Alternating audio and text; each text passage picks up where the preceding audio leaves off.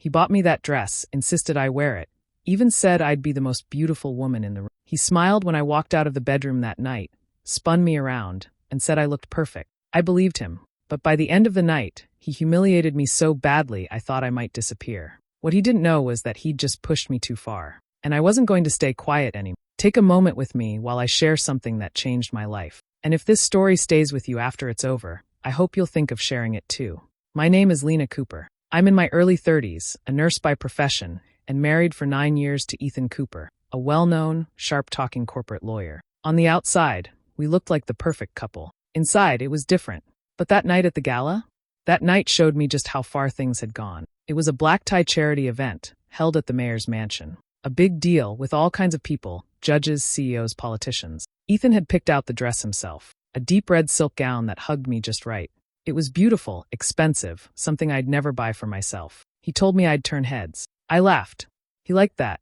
But once we arrived, something shifted. People looked at me, complimented me, said I looked stunning. At first, Ethan smiled, proud. But as more people came up, especially men, he began to change. His jaw tightened. His hand gripped mine harder. He started introducing me as just Lena, not my wife Lena. I noticed, but said nothing. About halfway through the evening, he leaned in close while I was speaking with one of his colleagues. His voice was low and sharp. "You look like a gold digger trying too hard," he whispered. I froze. Before I could respond, he grabbed my arm and led me down a quiet hallway near the coat room. He handed me a small bag and told me to change into a plain black dress, one I hadn't seen before. "I brought it just in case," he said coldly. "You're drawing the wrong kind of attention." I stood there, stunned. My cheeks burned. I felt sick, but I did what he said. In the coat room, I slipped out of that beautiful red dress like it was poison, folded it neatly, put on the boring black one. No makeup touch-up, no fixing my hair. I walked out, silent, and rejoined the party like nothing happened. But inside, something had cracked open, something that wouldn't close again. He thought he could shame me into silence. But that night, he didn't just make me take off a dress. He took off the last layer of patience I had left. We didn't start out this way. In the beginning, Ethan was sweet, kind. He used to leave little notes in my lunchbox when I worked night shifts at the hospital. Back then, he was in law school, broke, stressed, always tired. And I was the one holding everything together. I picked up double shifts, sometimes triple, just to cover our rent and groceries. I believed in him. I believed that once he made it, we'd both have the life we dreamed about. But slowly, things changed. Not overnight, more like a slow drip, drop by drop. It started with small comments. "That skirt's a little short for a married woman, don't you think?" Or, "Are you really going to wear that color? It doesn't suit your skin tone." I used to laugh it off. Told myself he was just tired. Maybe law school had made him particular. Then it was my friends. My best friend, Tasha, stopped coming over because Ethan always found a reason to leave the room when she did. "She's loud," he said once. "Not the kind of person we want around when we're building a serious life." One by one, my friends disappeared. Either they got pushed out, or I was too exhausted to fight for them. When he passed the bar and got his first big job, I thought things would get better. I thought the long nights and mood swings would stop. Instead, they got worse. Now he was important. He started talking down to me in front of people. "Lena's just a nurse," he once joked at a dinner party. "But at least she's good at keeping my coffee warm." Everyone laughed. I smiled too. But something inside me sank. He started choosing what I wore, not in a loving, playful way, but like I was a mannequin for his image. He'd lay out outfits on the bed and raise an eyebrow if I reached for anything else. "We need to look polished," he'd say. "I can't have you looking thrown together." At work, people saw me as cheerful and warm. Patients loved me. But at home, I felt like I was slowly disappearing. Ethan made all the decisions. What car we drove, what vacations we took, what we ate for dinner. And I let him. I told myself it was easier that way, that he was just a perfectionist, that maybe this was love for him, quiet control, not loud affection. But deep down, I knew better. I just didn't know how to say it out loud. Every day, I felt smaller, like I was folding myself in half just to fit inside the life he wanted. He didn't see me anymore, not really. I was just someone who made his life smoother, easier, prettier. And for a long time, I convinced myself that was enough. Until it wasn't. I stayed quiet the rest of the night. After the coat room incident, I felt like I was moving through the gala on autopilot. I smiled when people spoke to me, nodded when I needed to, but I was somewhere else inside. My mind kept replaying Ethan's words. "You look like a gold digger," over and over. Then I saw her. She was standing near the bar, laughing at something Ethan had said. A young woman, maybe mid-20s, in a bright red gown that clung to her like confidence. Her name was Natalie Green. I recognized her from the firm's Christmas party. A paralegal, I think. She was beautiful, no doubt. Blonde, slim, loud enough to make a room pause. But what caught my eye was the way Ethan looked at her. It wasn't the polite smile he gave his coworker. It wasn't even the rehearsed charm he used on clients. This was something else. Eager, leaning in a little too close, brushing her arm when he laughed. And she didn't seem to mind. In fact, she touched his chest lightly as she whispered something back. He didn't move away. I stood frozen, drink in hand, watching the two of them. My stomach turned. Maybe it was the champagne. Maybe it was that tiny, cruel voice in my head whispering, "You're not crazy. You were never crazy." I tried to tell myself it was nothing, that he was just being friendly, that I was reading too much into it. But the moment I saw Natalie glance over at me with a quick smirk before returning her gaze to Ethan, I knew. I knew.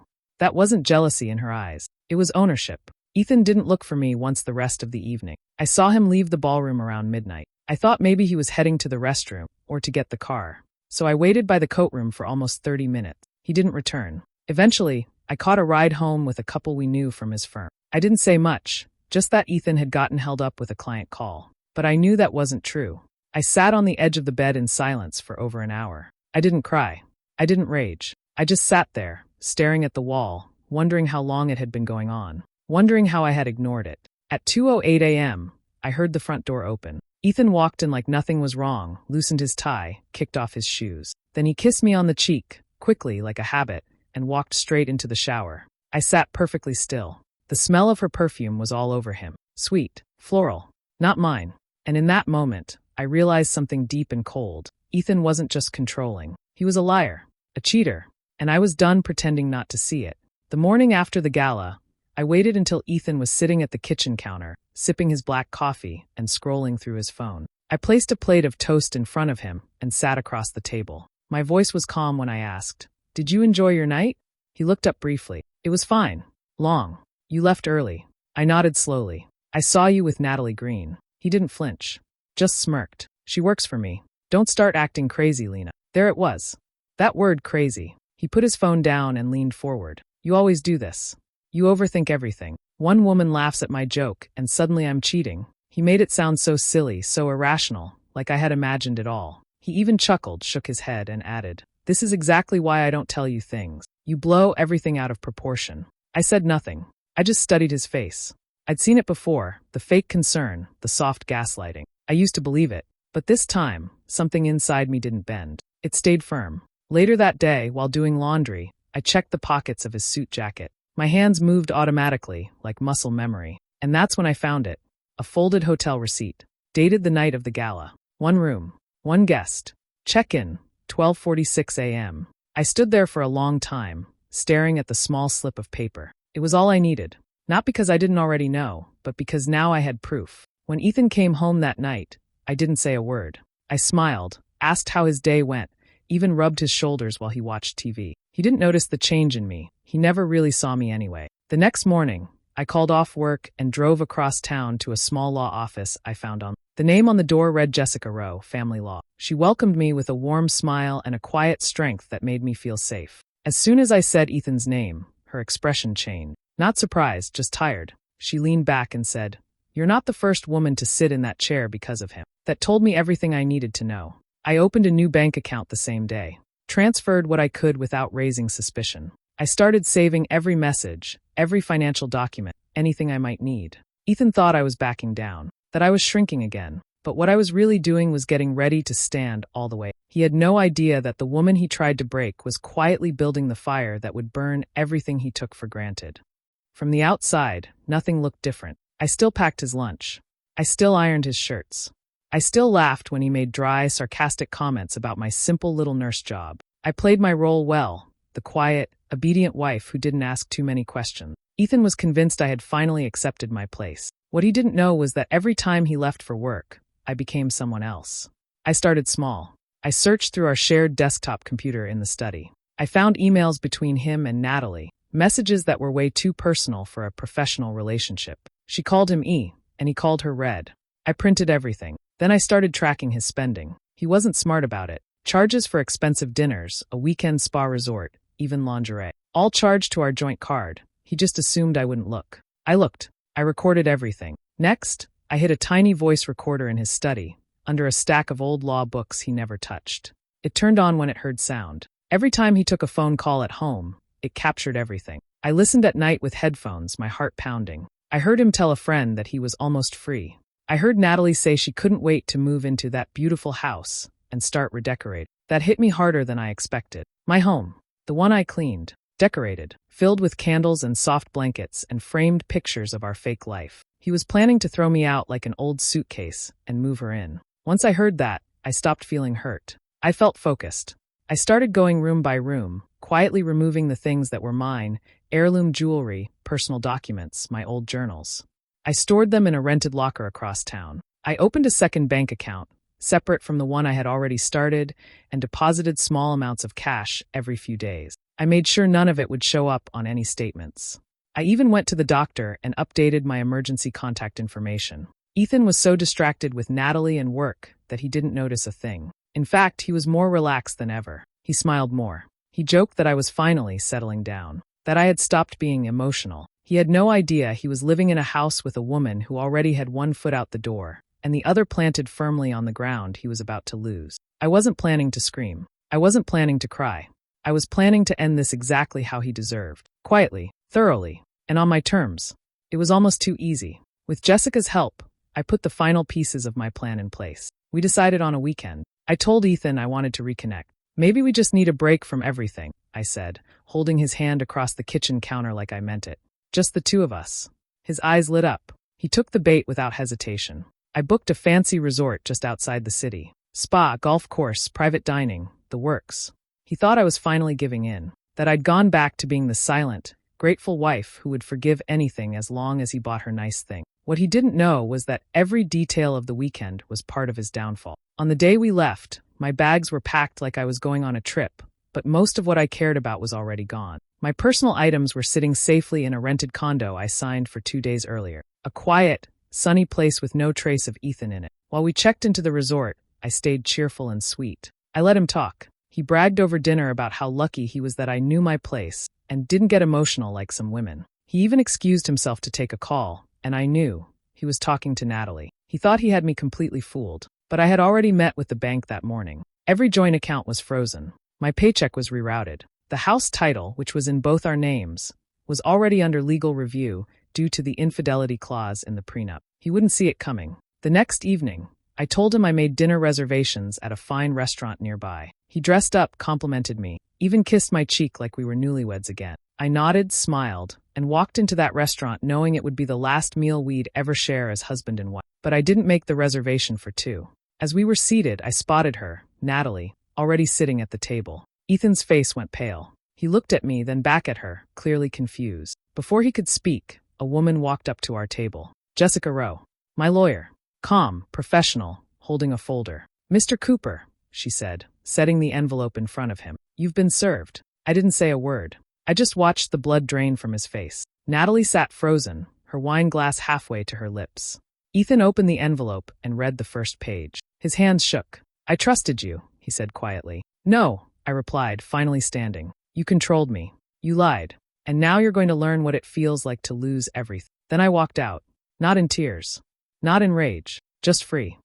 The morning after he was served, Ethan came storming into the condo I had already moved into. How he found the address, I'm still not sure. He banged on the door until the neighbors came out to look. I opened it calmly, standing behind the chain lock. You betrayed me, he shouted. His face was red, his hair a mess, tie hanging loose around his neck like he had forgotten how to breathe without it. I didn't flinch. You mean like how you betrayed our marriage? He ignored that. You embarrassed me in front of Natalie. You humiliated me on purpose. I looked him dead in the eyes. I gave you everything. 9 years. My time, my money, my silence. You don't get to cry betrayal now. He tried to push the door, but I closed it and locked it fully. That was the last time I ever saw him in person. From that moment on, everything started to crumble for him. He thought the prenup protected him. He had waved it around like a shield in the early years, always joking. Not that I'd ever need it, but it's smart to have. He must have forgotten the clause I insisted on. If either party cheated, the agreement would be void. Jessica had that prenup ripped apart within days. Now, I was legally entitled to half. Half the house. Half the cars. Half the savings. And he couldn't argue a thing. Within a week, Natalie was gone too. She showed up at the office one day, crying in the lobby. I heard through one of my contacts that she had no idea he was still legally married when he made all those promises. Once she realized she wouldn't be moving into my house or living off his money, she left, blocked his number, vanished. As for his career, that's where things got interesting. See, I had more than just texts and receipts. The voice recorder I planted in his study had picked up more than personal dirt. It had caught Ethan bragging to Natalie about manipulating a witness in one of his firm's biggest lawsuits, laughing about how no one would ever catch him. I didn't even need to expose it publicly. Just one copy, dropped anonymously into the firm's HR inbox with a polite little note. You may want to review your partner's recent conduct. I never signed my name. I didn't have to. Within weeks, he was under internal investigation. Clients pulled out. He was asked to take a leave of absence, a polite way of saying he was being pushed out. His fall wasn't loud. It was slow, quiet, the kind of downfall you don't notice at first, until everything around you is already gone. And me?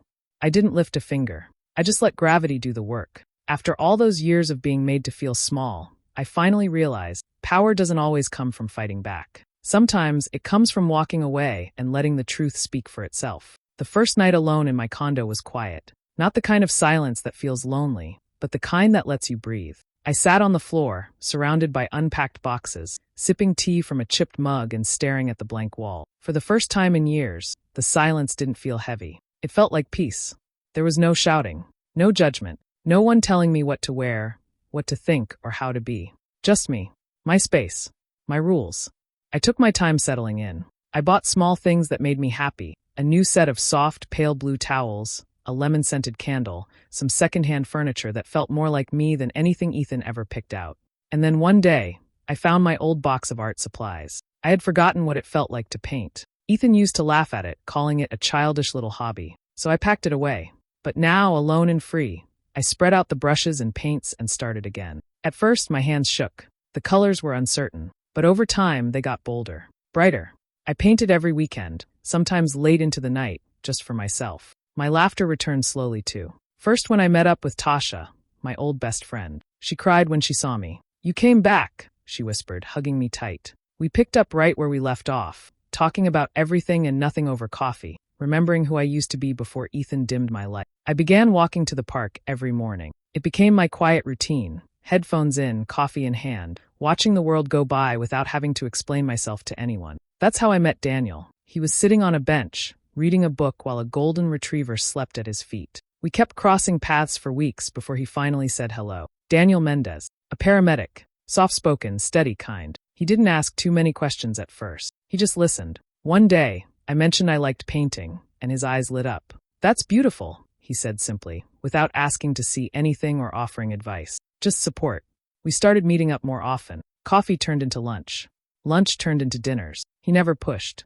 Never asked why I paused before answering questions or flinched at certain jokes. He understood in a way that words didn't need to explain. With him, I didn't feel like I was being watched or judged. I felt seen, heard. I wasn't trying to replace Ethan. I wasn't even looking for anyone. But Daniel became a gentle reminder that starting over isn't weak, that healing doesn't have to be loud, and most of all, that happiness isn't something someone gives you. It's something you grow, quietly, carefully, until one day it blooms on its own. Ethan always thought he'd be untouchable, that no matter what happened, he'd land on his feet, clean suit, polished smile, people clapping when he walked into a room. But something changed once the power started slipping from his hand. His charm, the thing that used to cover every flaw, didn't shine the same anymore. Without status and influence, people stopped laughing at his jokes. The firm no longer invited him to important meetings. Clients pulled away. He wasn't fired outright, but he might as well have been. The title stayed, but the respect didn't. Word spreads quietly in circles like his. First it was whispers about inappropriate behavior, then questions about ethics. Eventually, someone mentioned the recordings. Someone else asked about the messy divorce. He started drinking more. I heard from a mutual acquaintance that he'd been showing up late to work, snapping at assistants, barely holding himself together. Natalie was long gone. And now, so was everything else. Then he called me. The number flashed on my phone one afternoon while I was sketching at the dining table. I let it ring once, twice, 3 times, then picked up. He sounded different. Not angry, not smug, just tired. Lena, he said, I messed up. I said nothing. I miss you, he continued. You were the only one who really stood by me. I didn't see it back then, but I see it now. I took a slow breath. Why are you calling me, Ethan? I thought maybe we could talk. Maybe there's still a chance. I didn't laugh. I didn't yell. I just spoke plainly. I wore that red dress to make you proud of me, I said softly. You picked it out. Told me I'd be the most beautiful woman in the room. And when I was, you couldn't stand it. You dragged me into a coat room and made me change like I'd embarrassed you. There was silence on his end. That night, I continued, was the last time I let myself feel small. I realized you didn't love me. You loved control. And I'm not yours to shrink anymore. He didn't respond. I hope, I added, you find help. But you don't get to come back just because everything else fell apart. Then I hung up. I stared at my phone for a while afterward. Not because I doubted what I said, but because I finally understood that closure doesn't come from apology. It comes from standing your ground. Ethan's decline wasn't loud or dramatic. It was slow, quiet, like a tower collapsing from the inside. And me? I wasn't standing at the base crying. I was far away, watching it fall, with steady hands and a heart no longer afraid. 1 year later, the gala invitation arrived in the mail. Same event, same venue, a black-tie charity night at the mayor's mansion. I stared at the envelope for a moment, remembering everything, the dress, the coat room, the humiliation. But this time, something inside me stirred. Not fear, not sadness, strength. I circled the date on my calendar. And then I went shopping. I didn't look for something modest. I didn't ask for opinions. I didn't wonder what anyone, especially Ethan, would think. I picked a dress that made me feel powerful. It was red, bold, off the shoulder, floor length, with a slow shimmer in the light. The kind of dress that walked into a room before I did. Not for anyone else. Just for me. When the night arrived, I stepped out of my car with my head held high. The cold air wrapped around me like a ribbon, but I didn't flinch. I walked into the mayor's mansion with calm confidence. No nerves.